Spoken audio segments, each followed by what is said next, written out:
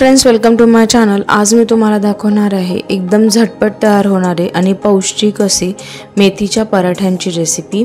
तर आता थंडीचा सीजन आहे, भरपूर फ्रेश मेथी बाजारात येते, तर आपण मेथीच्या पराठ्याची रेसिपी घरात नक्की ट्राय करून बघा माझ्या पद्धतीने।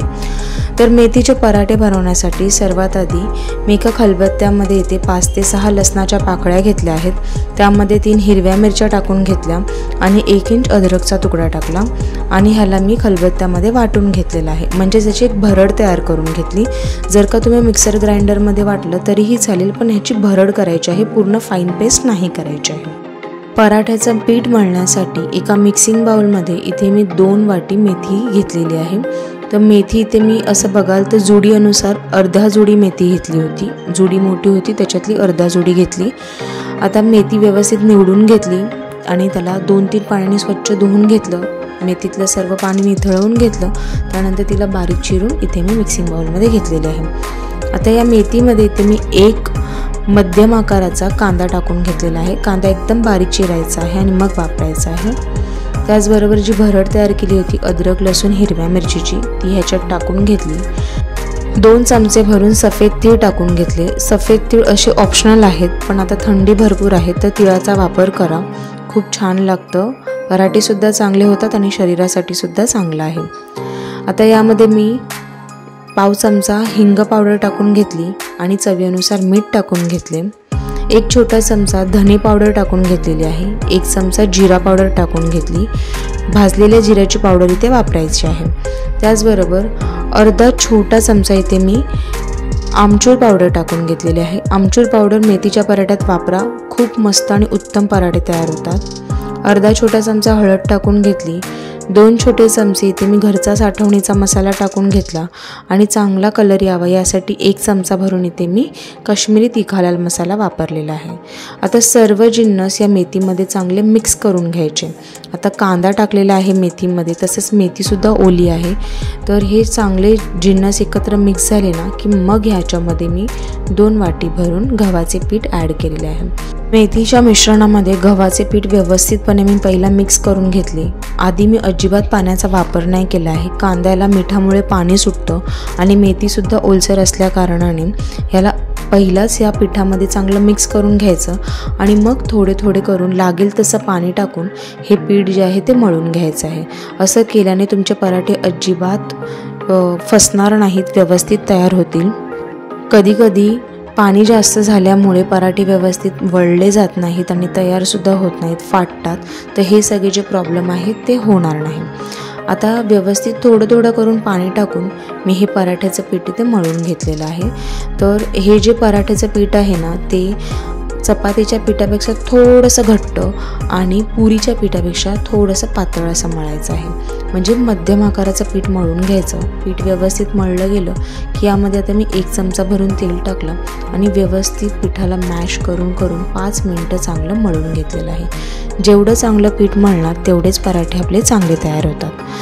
पीठ मळून झाल्यानंतर त्याला मी अर्धा तास रेस्टसाठी ठेवलं होतं। अर्ध्या तासानंतर पुन्हा 1-2 मिनटं मी पिठाला असं मळून घेतलं। आता मी ते ह्या पिठाचे गोळे तयार करून घेते आहे।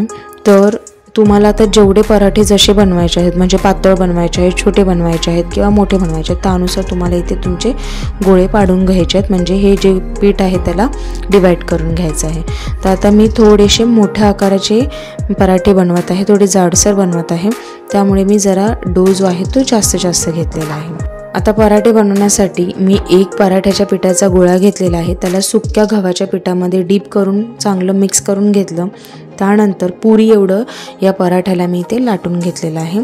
तर तुम्हाला जर का डायरेक्ट पूर्ण पराठा तयार करायचा तर तुम्ही करू शकता, पण मी ह्या पुरी एवढ्या पराठ्यामध्ये थोडंसं तूप लावून घेतलं आणि मधून डिवाईड करून एकावरती एक पारी अशी लावून घेतली। जसं व्हिडिओमध्ये दिसतंय तसंच करायचं आहे, जसं आपण चपाती फोल्ड करतो ना तसंच मी इथे पराठ्याला सुद्धा फोल्ड करून घेतलं आणि व्यवस्थितपणे पुन्हा एकदा सुक्कं पीठ लावून कॉर्नर लाटत हे जे पराठे आहेत त्यांना चांगलं लाटून घेतलेलं आहे।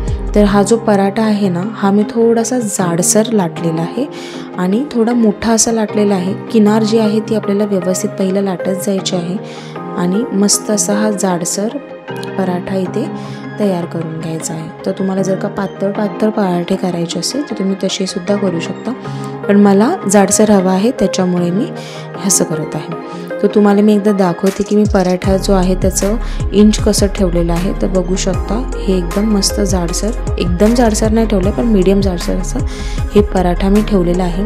साईडला मी तवा तापायला ठेवला होता, तवा व्यवस्थित तापला की त्याच्यामध्ये मी हा पराठा टाकून घेतलेला आहे।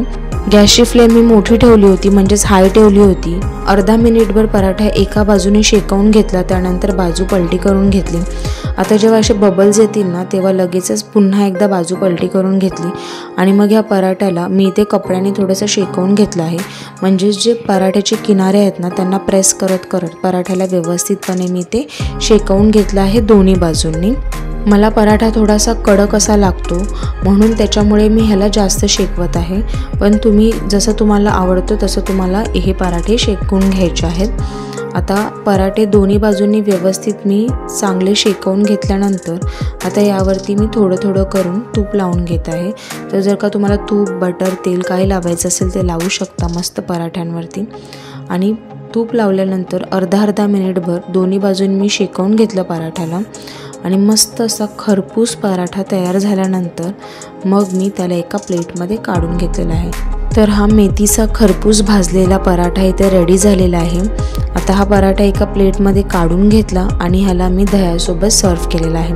तर हा जो मेथीचा पराठा आहे तुम्ही दही किंवा मग सॉस कशासोबत सुद्धा सर्व करू शकता, खाण्यासाठी उत्तम लागतो आणि तसाच हा खूप पौष्टिक सुद्धा आहे। मेथीची भाजी जर का तुम्हाला आवडत नसेल तर तुम्ही पराठ्याच्या रूपामध्ये सुद्धा ही मेथी कंझ्युम करू शकता, म्हणजेच खाऊ शकता। मस्त असे हे पराठे इथे रेडी झालेले आहेत, टिफिनसाठी सुद्धा बेस्ट ऑप्शन आहे। जर का तुम्हाला माझ्या या मेथीच्या पराठ्याची रेसिपी आवडली असेल तर माझ्या चॅनलला लाईक, शेअर, सबस्क्राईब करायला विसरू नका। पुन्हा भेटूया नवीन रेसिपीसोबत। थँक्यू।